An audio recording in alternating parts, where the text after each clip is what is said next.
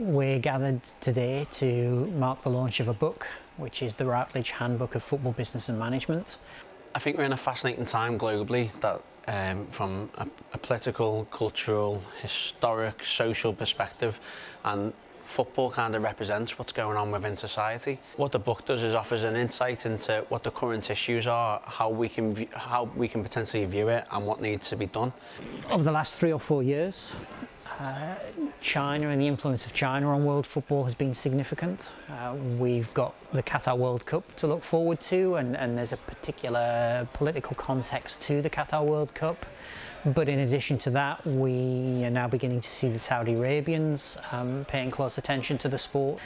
And so politically, I think arguably more than ever, we're going to see a very new era emerging in which states and state entities are beginning to influence what happens in the game.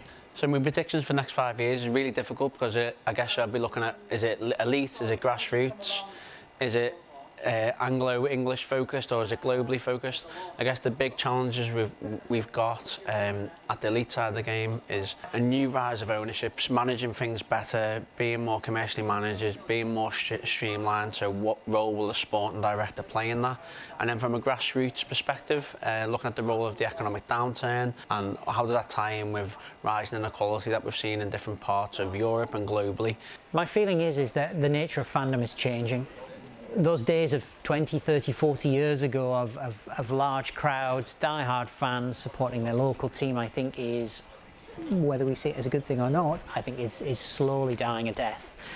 And certainly, 50 years from now, I think the nature of football fandom will look very different to the way that football fandom has looked over the last 100 years.